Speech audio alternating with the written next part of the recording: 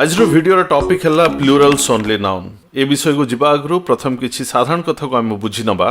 Noun जथा boy girl table pen रो उदाहरण निया जाऊ। एमाने सबु हेले काउंट नाउन। एगुड़िक होउछंती काउंटेबल नाउन्स कारण ए नाउन गुड़िक आम सहजरे गणी परिबा। काउंट नाउन संगे दीटा कथा आपण माने मन रखंतु। प्रथम कथा होउची काउंट नाउन मानकर सबु बेले सिंगुलर फॉर्म संगे प्लूरल फॉर्म भी रही थाए। एमानकर सिंगुलर फॉर्म भी थाए एवं प्लूरल फॉर्म भी थाए। एवं द्वितीय कथाटा है ए किंबा एन परि आर्टिकल केवल काउंट नाउन मानक संगे ही व्यवहार होई थांती। आउ अनकाउंटेबल नाउन माने सेमानंकु गणी हुए नाही एवं सेमानंकर प्लूरल फॉर्म न थाए। तांकर सिंगुलर फॉर्म थाए किंतु तांकर प्लूरल फॉर्म न थाए। फॉर एग्जांपल पेट्रोल को आपण मापी पारिबे किंतु ताहाको गणी पारिबे नाही।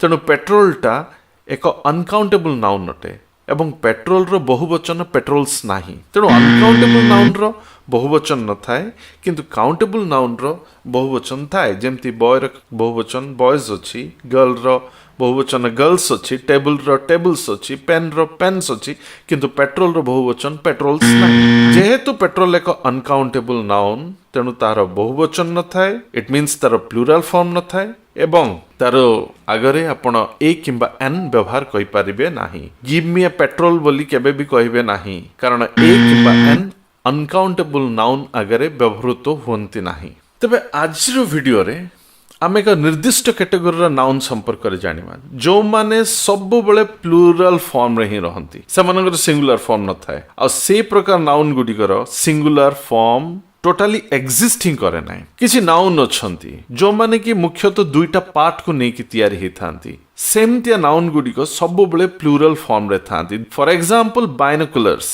बाइनोकुलर्स रो दुईटा पार्ट थाए। लेंस लागी कि तार दुईटा पार्ट थाए एवं ताहा सब बड़े बहुवचन ही रहइबो। बाइनोकुलर्स बा हेडफोन्स बा सनग्लासेस जीन्स एंड पायजामास। ए जो वर्ड गुडी को आपण टिके तर्जमा करंतु। Binoculars, headphones, sunglasses, jeans and pyjamas. ई समस्तंकर दुईटा पार्ट अछि। पायजामा रो दुईटा पार्ट, जीन्स रो दुईटा पार्ट, सनग्लासेस एवं हेडफोन्स रो दुईटा पार्ट। एई कैटेगोरी नाउन माने सब बेले प्लूरल फॉर्म रे रहंती एवं एमानकर एस को काटी देई बा बहुवचन को काटी देई जदि सिंगुलर फॉर्म रे लेखुचंती then that is incorrect expression.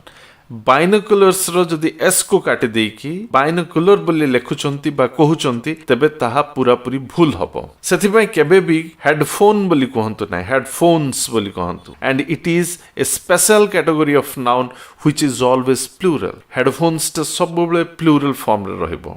A category रो थिबा नाउन गुडी को हला सीजर्स, प्लायर्स, शॉर्ट्स, ट्राउजर्स एवं एमानकर केवल प्लूरल फॉर्म थाए एवं सिंगुलर फॉर्म न थाए। सबुठ मजा कथा है धरा जाऊ गोटे टेबुल उपरे कैंचीटे अच्छी और बहीटे अच्छी। आमे बही पाई कहबा there is a book on the table. ए वाक्यटी पूरा पूरी ठीक हेबो किंतु कैंची पाई जदि आमे कहबा there is a scissor on the table तेबे ता भूल होई जबो कारण कैंचीटी को आमे सीजर बोली लेखि परिबा नाही। ताहा केवल प्लूरल फॉर्म रे रहइबो।